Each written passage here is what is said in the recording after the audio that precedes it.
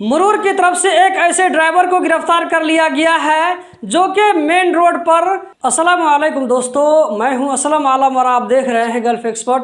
दोस्तों, कतर में ईद की मुनासिबत से छुट्टी का ऐलान आ चुका है, जिसको मैं परसों यानी कि 17 अप्रैल को जो वीडियो शेयर किया था उसमें मैंने आप लोगों के साथ में शेयर कर दिया है। अगर आप चाहें तो जाकर के देख सकते हैं। इस वीडियो में आप लोगों के साथ में शेयर करने वाला हूं कि वहां पर जो ईद की छुट्टी हुई है तो जवाजात में, ट्रैफिक डिपार्टमेंट में, सीआईडी में, मिनिस्ट्री ऑफ पब्लिक हेल्थ में और इसी तरह फाहिश में जो टाइमिंग होती है सर्विस की, इसकी क्या टाइमिंग होगी इस वीडियो में आप लोगों के साथ में शेयर करने वाला हूं। तो वीडियो को लास्ट तक ज़रूर देखें। इस वीडियो को हम आगे बढ़ाते हैं। वकूद की तरफ से गाड़ियों के टेक्निकल इंस्पेक्शन सेंटर यानी कि फाहिश की तरफ से भी ईद की छुट्टी का ऐलान हो चुका है।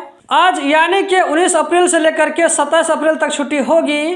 30 अप्रैल जो कि इतवार को पड़ रहा है, 30 अप्रैल से फिर से पहले की तरह यहाँ पर सर्विस शुरू हो जाएगी। इस बीच में अल मजरूआ स्टेशन और इंडस्ट्रियल एरिया में सुबह 6 बजे से लेकर के दोपहर 2 बजे तक इसकी सर्विस अवेलेबल होगी, जबकि जुमा और शनिचर को बंद रहेगा। इसमें जो मुरूर से रिलेटेड सर्विस होती है वो सुबह 8 बजे से 12 बजे तक होगी।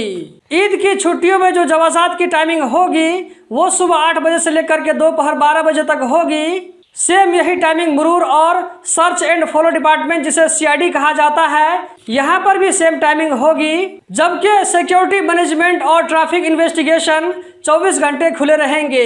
पब्लिक वर्क्स अथॉरिटी यानी अशगाल उम गवैलिना इंटरसेक्शन से कॉर्निश की तरफ जाने वालों के साथ साथ रास अबू अबूद की तरफ बाएं मुड़ने वालों के लिए सड़क इंटरसेक्शन पर टेम्पोररी रास्ते को बंद करने का ऐलान किया है, जो कि 22 अप्रैल से शुरू होकर के 1 मई तक रहेगा मेंटेनेंस काम के लिए।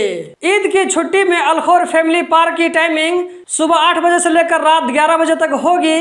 इसमें जाने के लिए टिकट की बुकिंग ऑन ऐप से कर सकते हैं। अलखोर फैमिली पार्क 16 फरवरी 2020 को ओपन किया गया था। फिर उसके बाद यहाँ पर कुछ मेंटेनेंस का काम हुआ।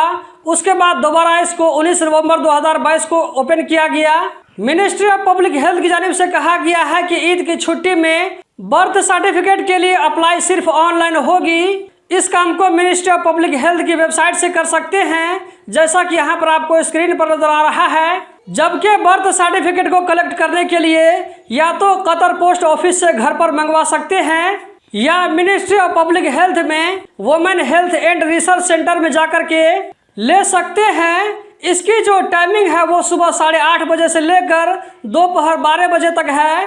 डेथ सर्टिफिकेट इशू करने की भी यही टाइमिंग है। मिनिस्ट्री ऑफ औकाफ की तरफ से कतर में मौजूद तमाम मुसलमानों से अपील किया गया है कि वो लोग जुमरात को चांद देखने का एहतमाम करें। इस वीडियो को कतर से बाहर से देखने वालों को बताता चलूं कि आज कतर में 28 रमजान है। कल यानी कि 20 अप्रैल को 29 रमजान होगा।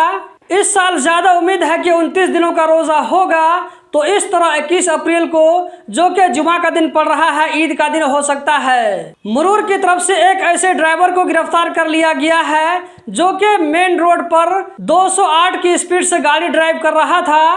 ट्रैफिक वालों ने इसको पकड़ लिया है।